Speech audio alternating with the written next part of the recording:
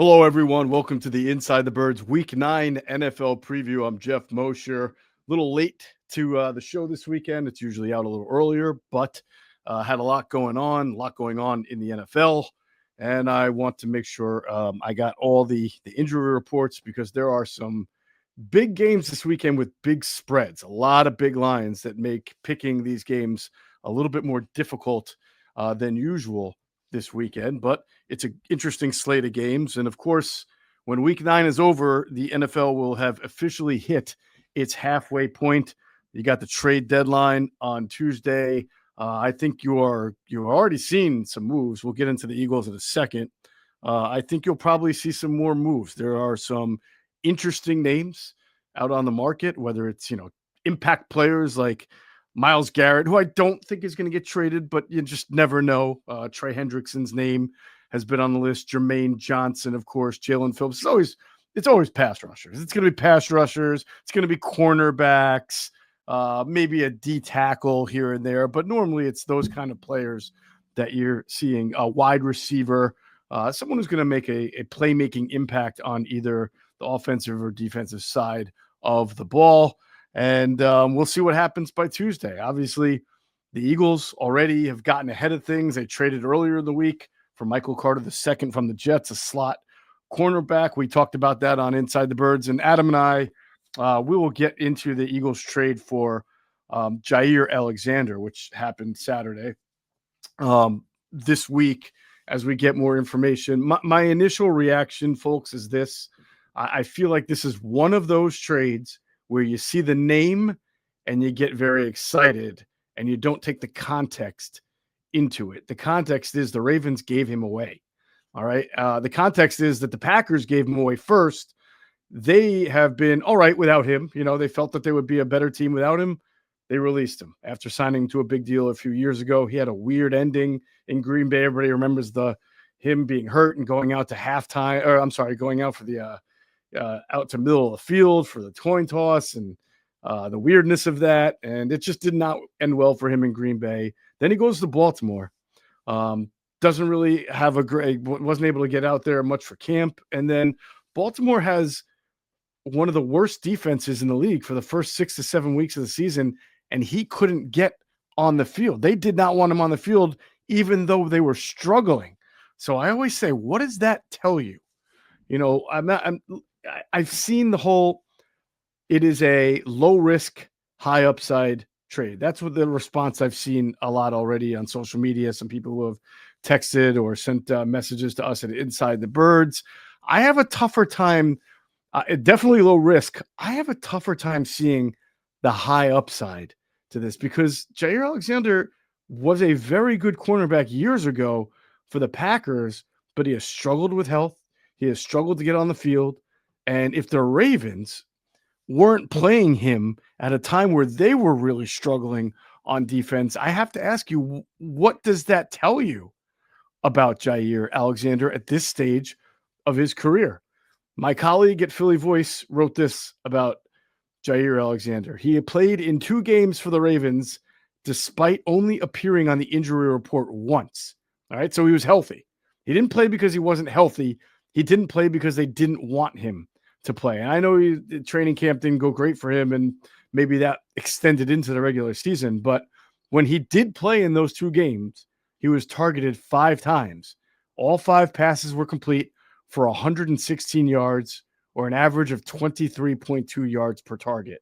And he also drew a 27-yard pass interference penalty. He was flagged for pass interference, 27 yards. Those are his snaps for the Ravens. Not a huge sample size, but also why they wanted him when they got him in the offseason. They wanted depth and they wanted a potential starter.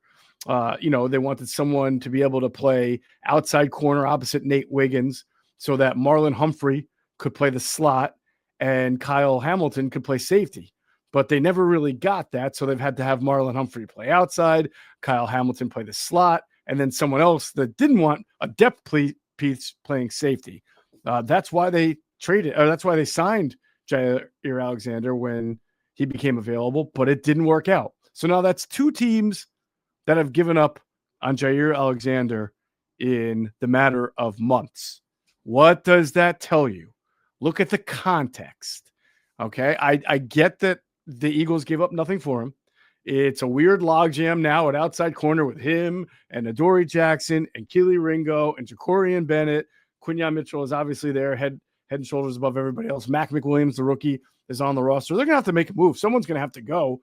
It probably isn't going to be Jair Alexander because they just brought him in. But I think you have to have, at this point in his career, serious questions about how much he can play and how much he can help you when two teams have already decided they don't want him on the field for them. And these were two pretty good teams who have the Packers have a pretty decent defense.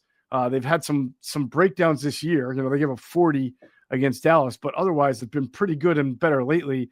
And the Ravens had a terrible start. They played much better. Obviously, they played the Dolphins, but they got healthy. They got Roquan Smith back. They've had Humphrey back. They have their corners now, not named Jair Alexander. So they're getting, they're not healthy up front because Matabuki is on IR and they just get no pass rush. But in the secondary, the back end, they're healthier, and you saw them play much better defense, and that was without Jair Alexander. He wasn't even active for the game, so clearly they were already thinking about moving him. So to me, I think you got to take that into context. I get it. He's not being brought here to be a savior, but at the same time, you got a big logjam of guys who just haven't played well at cornerback. So I don't see this move as some kind of, no doubt about it, steal, Howie Roseman season type of move. I kind of look at it with a little bit of skepticism. I get why he made it, but I just don't know. I wouldn't have high expectations for Jair Alexander if I were an Eagles fan. And if anything, I'm hoping Jacorian Bennett gets back on the field soon, shows what he's got, younger, faster, more athletic, more upside, and you see where you go from there. So again, this will be the halfway point at the end of this week. The teams that are off of course, the Eagles, the Bucks, the Jets, and the Browns. And we are in November. Away we go, getting closer to Thanksgiving, which to me is the week. The week of Thanksgiving is when you really start to get an idea of who the cream of the crop is. There are some pretenders. You always see some pretenders in September and October. Teams that get off to really good starts, and then the second half comes and they're just not that team. And then you see teams like the Ravens who get off to a bad start, have all sorts of injuries. Same thing with the Chiefs earlier in the year, then get guys back and all of a sudden become a totally different team. The Ravens are now favorited, even at their record right now, which is 3-5. They're favorited to win the AFC North because the AFC North is so bad. And the Chiefs, I think I saw, are like the betting favorites to make it back to the AFC Championship game or win the AFC Championship game and get to the Super Bowl. And they're only 5-3, but clearly if you've watched the Chiefs play and you've watched Patrick Mahomes play, 17 touchdowns, 4 interceptions, you realize that with the guys that they've gotten back, specifically Rashee Rice, they are playing on a whole other level. And they have a huge game this week that we'll get into against the Bills. Sky Motor Cars in Westchester is a different sort of dealership. All it takes is one look at their Highline pre-owned vehicles that people all over the country want and need. Owner Brett Schiller makes sure you don't spend a dime of your money before you purchase the car. Sky Motor Cars allows you to make all the decisions regarding your next vehicle. At Sky Motor Cars, you never have to spend more than necessary. Visit SkyMotorCars.com today or call 610-918-7225. So let's start it off. First game, 1:00, Bears at Bengals. It looks like Flacco is going to go. The Bengals have one of the ultimate. I said it last week on this show. I said I expected the Bengals to win over the Jets. However, I hate these matchups that we have to break down where a team is winless, because when a team is winless, you know they're not going 0-16 or 0-17. So you know the win's going to be somewhere. You just don't know when or where it's going to come. And it's hard to predict a winless team to win a game. And by the way, for 3 quarters, the Jets looked like they were headed to another loss. They had an epic comeback. And so the Bengals, who really, really missed a chance to be 4-4 and be taken a little bit more seriously with Flacco as their quarterback, holding that fort down until Joe Burrow gets back, Well, that went out the window. Their defense is still awful. I mean, they scored 38 points. They should have won the game. Their defense just continues to kill them. And so now they have to face the Bears. Bears will be without DeAndre Swift. Look for the kid from Rutgers, the rookie Kyle Monangai, to take on at least a big part of the running game there. The Bears are trying to snap back from losing to the Ravens last week. It's in Cincinnati. I don't know what to make of this game because frankly, the Bears are they're a weird team. They won 3 in a row. You would have thought that they would have, even if they were going to lose to the Ravens, it would have been a little bit of a closer, tighter game. Their offense has not been great. The defense is a little banged up. So, I reluctantly think the Bengals have a good chance to win this game, but their defense is so bad that they could be up by 15, 16 points in the fourth quarter, and the Bears won't be out of it. Just a very weird game. Bears are 2.5-point favorites. 1:00 game. Love this game. Love it, love it, love it. Vikings at the Lions. The Vikings are 3-4. They've lost a couple in a row. They go back to J.J. McCarthy at quarterback. Lions are 5-2, and they're not just 5-2, folks. I mean, if you've been paying attention to what the Lions are doing, I mean, they are the threat right now to me in the NFC. If you want to put the Eagles in there because of their rediscovered running game against the Giants, I'm not going to argue with you, but this Detroit Lions team is a lot healthier than last year's team, and they're looking for revenge for last year. Not revenge against any single team, but basically losing 60% of their roster, their starting roster, to injuries. They had a little bump, a little slip against the Chiefs, who have been playing great ball. They are a different team when they have to play outdoors. I mentioned that last week, but they were home last week. They were indoors, and they beat a good Buccaneers team 24-9. I mean, their last few wins, 37-24 over the Bengals, beat the Browns by 24 points. Yeah, they're not playing, great teams per se, but they're coming off the bye week. They get Minnesota. They're at home. It's indoors, and I think the Lions are a very difficult team to beat when they are indoors and at home. But they're 8.5-point favorites, and that I just, I picked my 3 games at the end. I had a tough time with 8.5 against a division opponent. McCarthy's coming back. I mean, it wouldn't shock me if the Lions won this game by 20-something points because I just don't know what to expect from J.J. McCarthy. The Vikings have been dealing with injuries on offense. So I certainly think the Lions are going to win this game. I just don't know about covering the 8.5.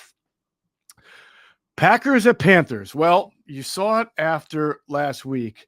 The Panthers decided that they really can't just hide Rico Dowdle. They can't split it with Dowdle and Chuba Hubbard anymore. They're going to make Rico Dowdle, according to their coach, Dave Canales, he's going to go back to being the lead ball carrier. I mean, they were pretty explosive in those 2 games. Hubbard missed with Dowdle just turning out chunk yard after chunk yard.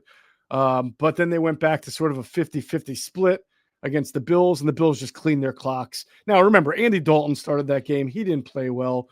Bryce Young is back. But the reality is they have to play a Packers team that is playing awfully well right now. After that tie against the Cowboys, they went into the bye. They came out. They beat the Bengals. They beat the Cardinals. And a really impressive second half in their win against the Steelers last week. Jordan Love was on a heater last week, especially in the second half. I mean, he looked like MVP level Jordan Love, and he plays like that. If he continues to play like that, especially with Christian Watson now back, Watson had a really nice first game in his comeback from ACL injury, then they're a very dangerous team. And they're already a dangerous team when they play at Lambeau, where this year they are 3-0, including a win over the Lions, where they've scored 27 points in every game so far this year at Lambeau. I don't think the Packers have enough to hang with them. I know Bryce Young should be back. I just don't think the Panthers have enough to hang. Now, again, this is another line, though. 13.5. That's a big line. Would it shock me if the Packers won by more than 2 touchdowns? No. But I will say, I think the Packers, even in some wins this year, leave a little bit of meat on the bone. Josh Jacobs has been battling some injuries, so he hasn't really been at his best. And then the passing game can be very feast or famine. There are times where Tucker Kraft is amazing, and then games where he just catches 3 or 4 passes. It's kind of like the way the Packers pass game is.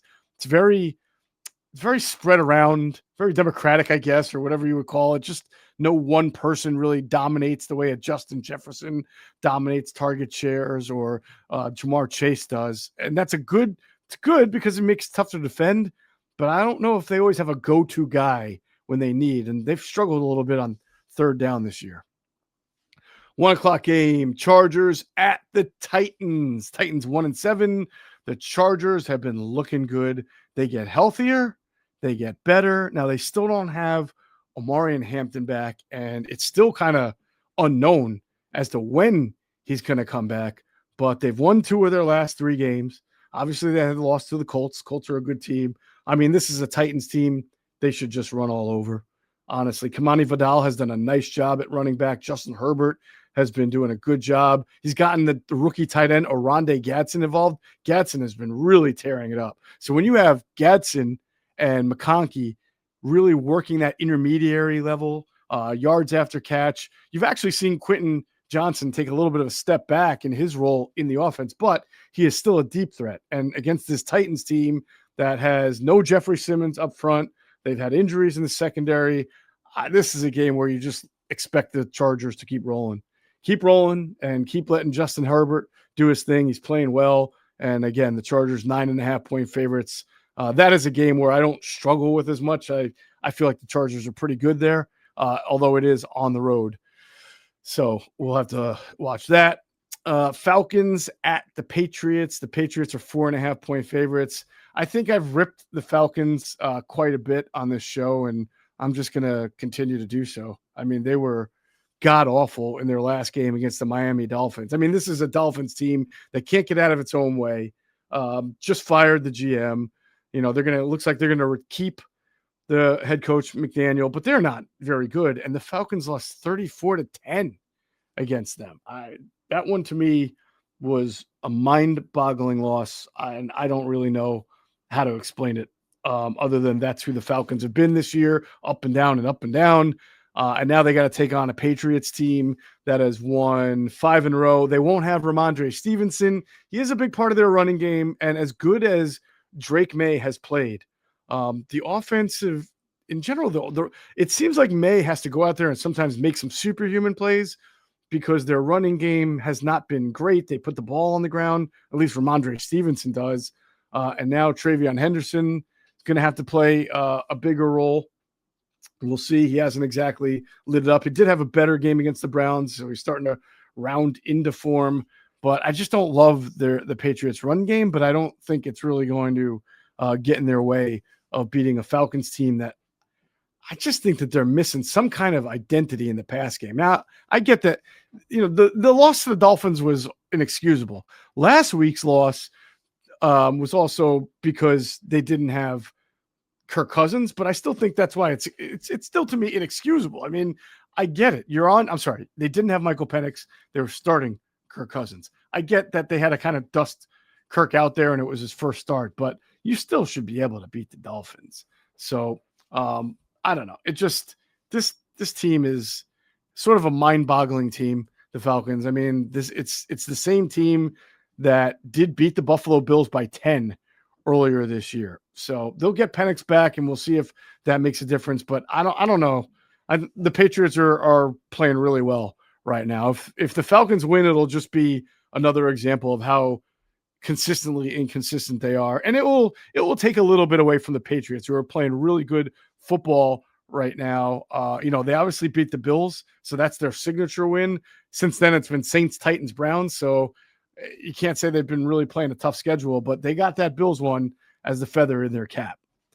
49ers at Giants. So the 49ers, I took them last week because they were getting points in Houston, and I had no faith in Houston, and the 49ers have been playing really well. I think where I was short-sighted is that the 49ers, I had talked about their injuries on offense that they had been able to overcome, but clearly losing not only Bosa and not only Fred Warner, but they had no Bryce Huff. They are about as banged up on defense as a team could possibly be. And they're still banged up on offense. No Pearsall, I don't think is going to be able to play for him. Mac Jones is going to start, even though they say Brock Purdy's getting better and could be available. Kittle's back, but Ayuk is not yet back. They're not full strength. Now, I still think they can go into New York and beat this Giants team that is obviously reeling from the loss of, not having Cam Scadaboo, which is going to have a widespread effect on that team. But this game will probably be close. I think Dart is going to give the Niners some issues because the Niners just don't have a lot of good defensive personnel right now. The Eagles did and woke back up. The Niners are a team I think the Giants will be able to move the ball against. They're going to feed Tyrone Tracy. They're going to try to get the ball to Slayton and Wan'Dale Robinson and their tight end Theo Johnson and Bellinger. They'll probably be able to move the ball. It wouldn't surprise me if this game was actually a little bit more of a high-scoring game than you would think. The total is 47.5 over-unders, which is, relatively high for the week. I'm looking, there's only a few games in the 50s. So I think that sounds like Vegas and the odds makers are in line with what I'm thinking, is that both offenses are going to be able to move the ball. The 49ers clearly have better offensive personnel. McCaffrey is liable to have a huge game. Kittle could have a big game. So if you put a gun to my head, I would take the 49ers. But honestly, this could be anybody's game. Colts. Oh, I forgot to mention the Niners are 2.5-point favorites. Colts at Steelers. The Colts are 3.5-point favorites on the road. The Steelers have been a very up and down team. I think they've been a disappointing team. They lost a really key player on defense in Deshaun Elliott, their safety. They traded for Kyle Duggar, but they've lost 2 straight. They really did not play well in the second half against the Packers. They didn't play well defensively at all 2 weeks ago against the Bengals. They did beat the Browns. They did beat the Vikings in weeks 4 and 6, but they beat the Patriots in week 3. So they're an interesting team. They're very inconsistent. I just think they're running into a Colts team that is playing so well right now that it's going to be tough for the Steelers defense to have an answer. The Steelers are that team that just when you think they're out, they get back in. And then just when you start to get on them again and think they're good, then they blow it. So I'm sure Mike Tomlin, I'm sure his message this week is nobody believes we can beat the Colts. The Colts have now replaced us and others as the team to beat in the AFC. The Colts are going to come in here and think that they can just roll over us. I am sure Mike Tomlin is going to have the Steelers at least ready to play in this game.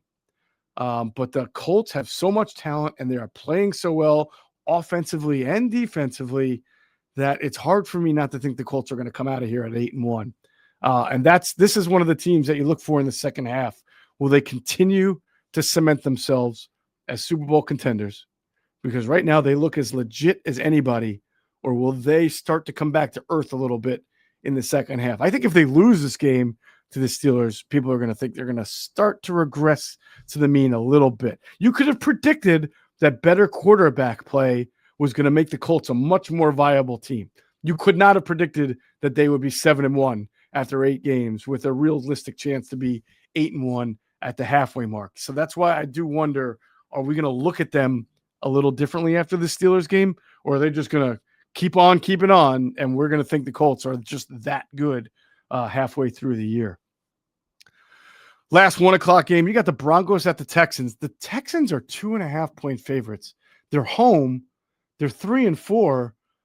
They're playing a Broncos team that is 6-2 and has a lights out defensive front. Now I know that they won't have Patrick Surtain. He's out for the game, but they've won 5 in a row. They've dominated some teams. They've dominated the Cowboys by 20 last week. They did not dominate the Giants, but they did in the fourth quarter of that game with an epic comeback. They beat the Eagles. So I'm a little dubious on why they're underdogs, just because they're on the road to a Houston team that has been just underwhelming all year long. And, they've won one game. They're on a 1-game win streak by beating the 49ers. So, if I were Denver, I would take that a little bit personally. And if Sean Payton wants to use that as some kind of ammo, go for it. But I think the Broncos win this game, and it wouldn't surprise me if they win it, easily. The Texans have a very good defense, but when their offense can't help them out, and it should have a lot of issues against this Broncos defense, then it wastes the Texans' good defense. Hey, Philly fans, game day is stressful enough. Parking, traffic, long lines. We've all been there. But when it comes to your cannabis, Camden Apothecary makes it easy. This is the dispensary for sports fans, just minutes outside of Philly with plenty of free parking. You'll be in and out fast, no hassle, no waiting. And they don't just care about convenience. Camden Apothecary is all about the guest experience. Their staff makes sure you feel taken care of every time you walk in. Plus, they carry only the best quality cannabis at the fairest prices. So whether you're stocking up for the tailgate, the watch party, or celebrating a big win, you know you're getting the good stuff without overpaying. They even show love to the community with specials for fans, students, service members, and healthcare pros. Camden Apothecary, top quality cannabis, great prices, and an experience made for Philly fans 21 and up. All right, the 4:05 games. Excuse me. Jaguars at Raiders. You want an ultimate who cares game. This is it. I mean, who cares? I mean, the Raiders might wind up trading, one or two receivers, maybe some other players by the deadline. They're 2-5. They've played terribly. There isn't really much to look forward to with them. They got killed by the Chiefs going into the bye 31-0. There are only 2 wins. They had a nice, I always say week 1. What's my favorite phrase about week 1? Week 1 is a con job, okay? They beat the Patriots in week 1, 20-13 in New England. The Patriots have been much better ever since, and the Raiders have lost 6 of 7 games since. I'm sorry, 5 of 6 games since. And, they host Jacksonville Jaguars. Maybe the bye week helped them out. I don't know. We'll see. I'm not loving the Jags either. I don't think the Jags are a very good team. They're coming out of the bye. Maybe they got some of their issues on offense self-scouted throughout the week. I would imagine that they really took a look at what they can do to be more efficient and better and more prolific offensively. But this game has a real opportunity to just be a bleh game. Jacksonville is 2.5-point favorites. Another game, 4:05, Saints at Rams. Rams are 14.5-point favorites. Like I said, folks, the lines this week are just berserk. And I can't necessarily argue all of them. I mean, the Saints are going to turn the ball over to Tyler Shuck. They picked him, 40th overall in the second round. So it's about time that at 1-7, they see what he can do. They've seen enough of Spencer Rattler. I don't really know what Shuck is going to be able to do much better. Maybe get the ball to Rashid Shaheed, maybe get the ball to Olave a little more. But this is not a very good Saints roster, obviously, at 1-7. And I don't know how much this quarterback will be able to uplift them, especially on the road against a very good Rams team. The Rams are as good as any team in the league right now. They've won their last 2 games. They beat the Ravens and the Jags. They killed the Jags 35-7. They had the bye week. They come out fresh. They made a trade for Roger McCreary, a good nickel corner. They do a lot on the back end. They play a lot of nickel and dime. I think they lead the NFL actually in dime, the Rams do. So they've just added another piece to help them become more movable or more optional on the back end. We all know they have a very good front 4 rush with guys like Verse and Fisk and Young, and they can throw a lot of different guys at you. So Rams 14.5-point favorites for a reason. I expect them to win. They will probably cruise. And at this point, you're just looking to see if Tyler Shuck does anything to uplift the Saints over the second half of the season. The marquee 4:25 game, of course, Chiefs at Bills. The Bills are coming off a big win against the Panthers, but I just feel like the way the Chiefs are playing right now, the Patrick Mahomes has just been on a tear. He looks like he's having fun again. I mean, he's throwing the ball around to Rashee Rice, to Xavier Worthy. Kelsey caught a touchdown last week. So the offense that the Chiefs have looks so much more explosive and prolific than what it's looked like over the last 2 years, certainly in the Super Bowl. And by the way, Donovan, their first round left tackle, whose name is escaping me right now. I want to say Donovan Smith, but I don't think that's right. Their first Josh Simmons. Sorry, I was getting Donovan Jackson, the guard from Ohio State, confused with Josh Simmons, the left tackle from Ohio State, and mixed those names up. But anyway, Josh Simmons is their left tackle. He's been away from the team. I think it was for personal reasons. Something was going on, so they were on their backup left tackle, and they're still lighting up the scoreboard. All right. The Chiefs are a very dangerous team right now. And even though this game is in Buffalo, and even though the Bills are coming off a very good win, it just sticks out in my mind that the Bills had those two losses back to back to the Patriots and the Falcons, where they scored a total in those two games of 34 points. I know they scored 40 against Carolina. It just sticks out to me that the Bills, and I know that they haven't had like prolific receiving threats over the last 2 years. It's been Josh Allen this and Josh Allen that, and he gets the ball to this guy and he gets the ball to that guy, and he's made it happen even if he doesn't have the biggest names. But Keon Coleman right now, Dalton Kincaid, they haven't had Josh Palmer. I think he's still hurt. They brought him in to be a deep threat. I don't love their playmaking on offense, and I think they're going to have to score 32 to 40 points to beat the Chiefs. And even though the Chiefs defense hasn't been great this year, I just like the way the Chiefs are playing a little bit more than the way the Bills are playing right now. I think it'll be a good game. It's going to be fun to watch. It's potentially yet again a preview of a playoff game, whether it's a divisional round or a conference championship. But if you're asking me right now, and by the way, the Chiefs are 1.5-point favorites in Buffalo, where the Bills almost never lose. What does that tell you? All right. They're 3-0. They're 3-0 this year in Buffalo. They've had some big wins. They won their opener against the Ravens. We all remember that, 41-40. Beat the Dolphins by 10, beat the Saints by 12. So, I'm sorry. They lost that Patriots game in Buffalo. I forgot about that. So they are 3-1. But Chiefs are favorites, and not a lot. It's pretty. You got to be pretty good to go into Orchard Park and be a favorited team. So that just shows you right now how the league how the odds makers see the Chiefs playing, and I get it. And I think the Chiefs will win this game. The Sunday night game is the Seahawks at Commanders. The Commanders just can't get, they finally get Jaden Daniels back. Now McLaurin's out. McLaurin had come back the week before Jaden Daniels was out. They cannot get fully together healthy as a team.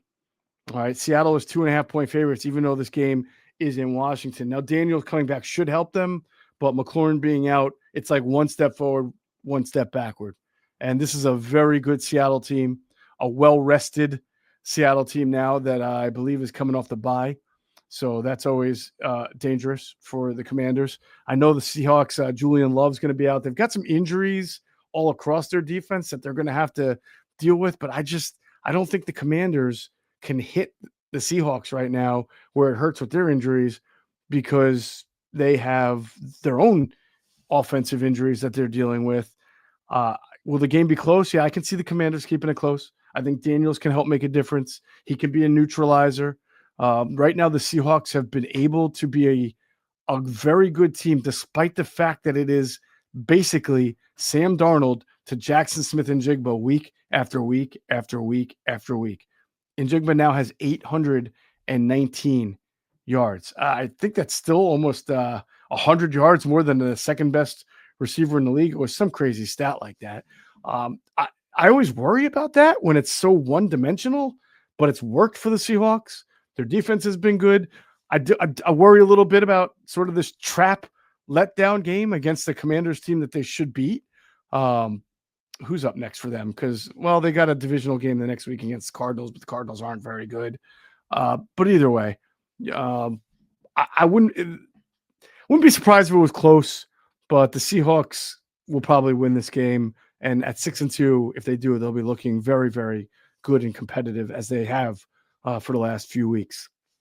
And then you get the Monday night game. It's not a very good Monday night game. I'm actually surprised it didn't get flexed. You can flex the Monday night games now. You have to do it in advance, but it's the Cowboys at home against the Cardinals. That's why it wasn't flexed. It's the Cowboys. Everybody's going to watch it because it's the Cowboys, so no need to flex somebody else in there.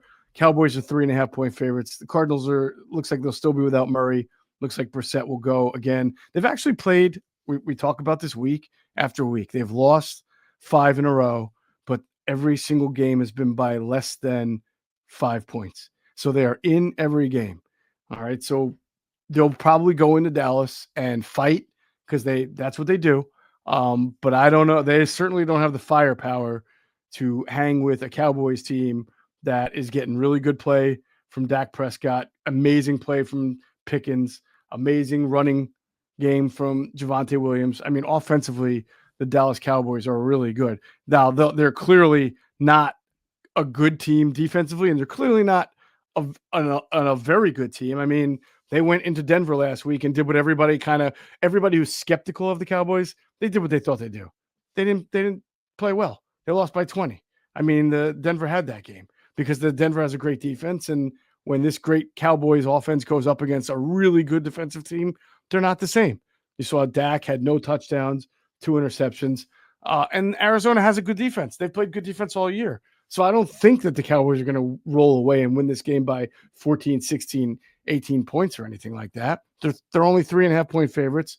I expect that they'll win. Wouldn't shock me if the Cardinals won. This goes back to when you have games like the Jets last week, when you're trying to pick games against teams that are either winless or on long losing streaks, you know that a win is eventually going to come. You just don't know when it's going to come.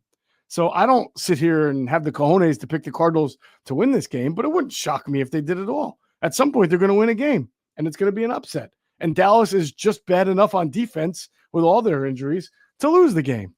But if you're doing the pick 'em, if you're in one of those leagues, it's kind of hard to pick against the Cowboys in this situation, unless, of course, you just hate the Cowboys, and then it's easier. Hey, I still like a good night out, but I'm not always in the mood to drink, and that's why I looked for a great alternative, and I found one. It's called Soul's Out of Office Gummies. You get the same light, happy buzz, but you don't have the hangover, there's no sugar, and you don't get that awkward feeling the next morning. They help me unwind and ease into my evening without the alcohol or the next day fog. Soul is a wellness brand that believes feeling good should be fun and easy. Soul specializes in delicious hemp-derived THC and CBD products designed to boost your mood and help you unwind. Their best-selling out-of-office gummies were designed to provide a mild, relaxing buzz, boost your mood, and enhance your creativity and relaxation. With 5 different strengths, you can tailor the dose to fit your vibe. From a gentle 1.5 milligram microdose to their newest 15 milligram gummy for a more elevated experience. They've also got a variety of products specifically designed to help you get a better night's rest, including Soul's top selling sleep gummy, a fan favorite for deep restorative sleep. So bring on the good vibes and treat yourself to Soul today. Right now, Soul is offering our audience 30% off your entire order. So go to getsoul.com and use the code BIRDS, BIRDS. That's getsoul.com, promo code BIRDS for 30% off. All right. Speaking of the pick 'em, let me get to my picks. So last week I was 2-1 for the second straight week. So last 2 weeks I am 4-2. I'm starting to work my record back after a tough weeks 3 through 3, 4, 5, and 6. So I'm 10-14 overall. I won on the Chiefs, giving the Commanders an 11.5. I mean, they stomped on the Commanders last week. I won on the Patriots 7.5 over the Browns. They had a big win there.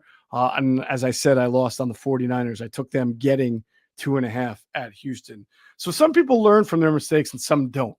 I clearly do not, because once again, I'm going to pick against the Texans as a home favorite. All right. I'm going to go with the Broncos getting 2.5 points against the Texans. I think the Broncos are the better team, and I don't think the Texans offense is going to function very well against this Broncos defense. So I like the Broncos, especially I like the Broncos to win outright, but you're telling me they're getting 2.5. I'm taking the Broncos. Patriots 4.5 against the Falcons. Yeah, only because this is a realistic line.